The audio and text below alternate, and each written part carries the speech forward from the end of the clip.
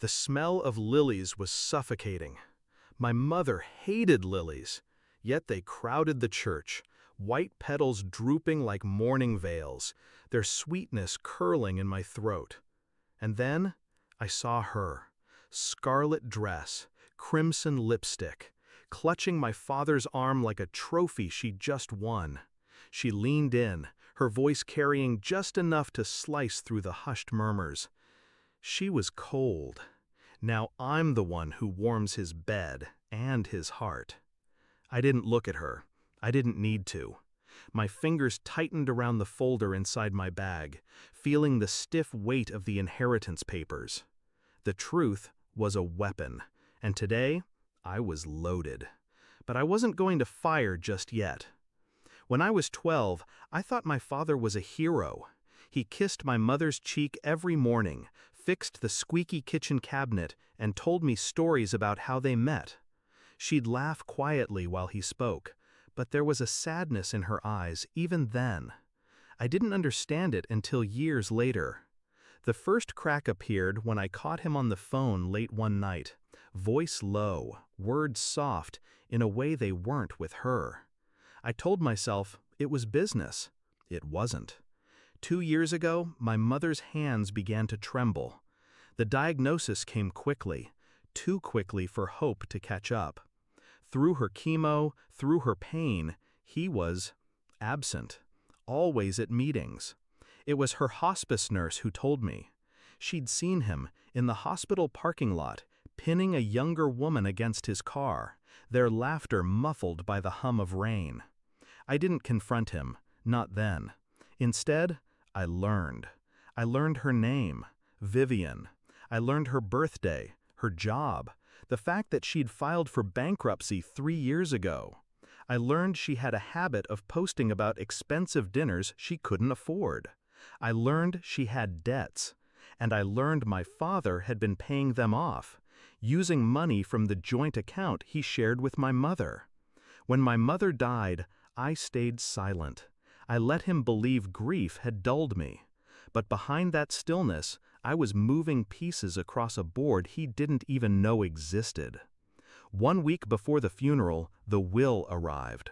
My mother had signed it 3 months before her death, her handwriting shaky, but her intentions sharp.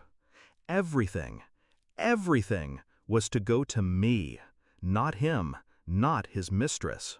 When he realized, he called me in a voice coated with forced calm. "We'll talk about this after the service." I told him, of course. Back in the church, the eulogy ended. People stood.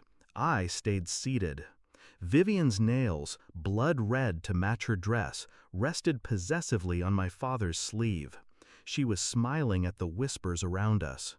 I rose slowly, the folder in my hand. My heels clicked on the marble floor as I walked to the front, stopping just short of them. "Before we leave," I said, my voice cutting through the rustle of coats, "there's one thing my mother wanted everyone to know." Eyes turned. Even the priest froze. I opened the folder, sliding out the first document. This is her will. Everything she owned, including the house, the business, the savings, goes to me. I let the words settle. Which means, Dad, the home you've been sharing with your friend here, the one you've been paying her debts from, that's mine now. Vivian's smile faltered. My father's jaw tightened. I took another step closer, my tone almost kind. "And Vivian, I'm sure it'll be awkward for you moving back to your apartment over the liquor store, but don't worry, I hear the landlord finally fixed the heating." Her face drained of color. She knew. She remembered that I knew. A whisper rippled through the room like wind through dry leaves. I turned, but paused. One last hit. "Oh, and Dad, Mom knew about you two. She told me the night she signed the will.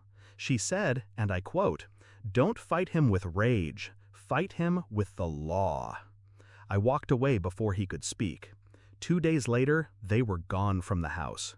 Her red dress never touched my kitchen chairs. His car was gone from the driveway. The silence in the rooms felt clean. Justice doesn't always roar. Sometimes it's the quiet closing of a door behind the people who thought they'd win. And as I stood in my mother's garden pruning the roses she loved, I thought about the look on Vivian's face when she heard that one name.